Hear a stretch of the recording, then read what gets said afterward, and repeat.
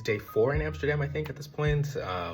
My last full day here, and it is my birthday today, my actual birthday. I don't know when I'm actually gonna post this, so it might be a couple days after. But today is my birthday, and the mission today is to see some windmills. I'm gonna take a little day trip to a smaller town outside of Amsterdam to see what that's all about, and hopefully see some nice, chill stuff.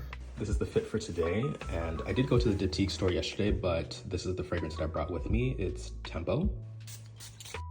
So I heard one of the things to do while visiting the Netherlands or Amsterdam is to venture out to one of the smaller towns outside of the city center and see some windmills or more of the rural areas. So that's exactly what I did. I think this was around a 30-minute train ride, and I got there really early in the morning when a lot of the stuff was still opening, so it was not crowded at all. And there were lots of windmills. They had different kinds there. Like they had a spice mill, they had a mill that produced peanut oil, they had one for like paint pigments. It's basically like a nice little quaint town. It's very peaceful vibes here. I went to their cheese factory and they had so many different options here of cheeses that they made, like goat cheese, cow cheese, from sheep as well. You get to sample some, and then you can also buy cheeses that are from the factory. I'm not really like a cheese on its own type of guy, but I mean, it's kind of iconic. I have to try the Dutch cheese while I'm here. They have lots of cute little shops here, including a bakery with different snacks and desserts. And this one had a little bakery museum. For a lot of these places, calling them a museum is a little bit of a stretch, I will say that, especially compared to me going to the Rijksmuseum yesterday. A lot of these were literally just like a single room with some of the old-timey equipment that was used and telling you a little bit about the history,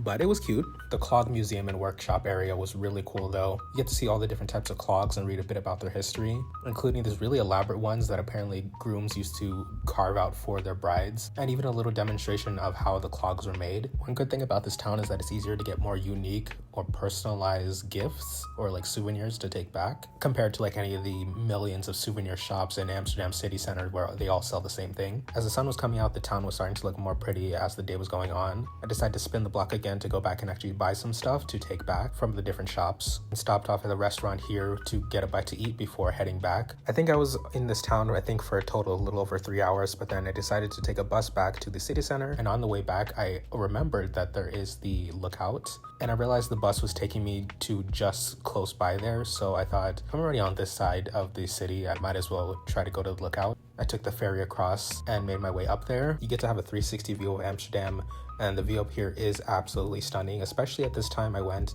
which is close to sunset. It's actually comically windy at this point of the day up here, like super windy, and these people out here are doing the swing where you can swing over the edge. Could never be me. I just soaked it in for a bit and went on with my day. I ended up going back to my hotel for a little bit just to refresh, charge my phone, drop my stuff off. Was absolutely fighting the urge to take a nap or go to sleep, but I went back out for dinner. Since it was my last day in Amsterdam, also my birthday, I wanted to do something a little bit special. I was looking at some restaurants and was looking through the Michelin guide. I settled on this one called A Fusion. It's like a sushi restaurant, and they do tapas of lots of different Asian culture cuisines. Since it's small plates, you can actually try a lot of stuff on the menu. I'm just sitting at the bar having a good time, trying a bunch of different things, chatting it up with the person next to me, who happened to be another traveler from the US in Amsterdam. Was telling him how it was my birthday. He ended up buying me a drink for my birthday as well, so I had a good time there. The food is delicious, probably my favorite restaurant that I've had here in Amsterdam, so I would definitely consider coming back if I come back to Amsterdam. That about closes out my trip though. Went back to my hotel pretty late, packed up my stuff and got ready to head to the airport in the morning, and I would say that my little solo Amsterdam birthday trip was a huge success.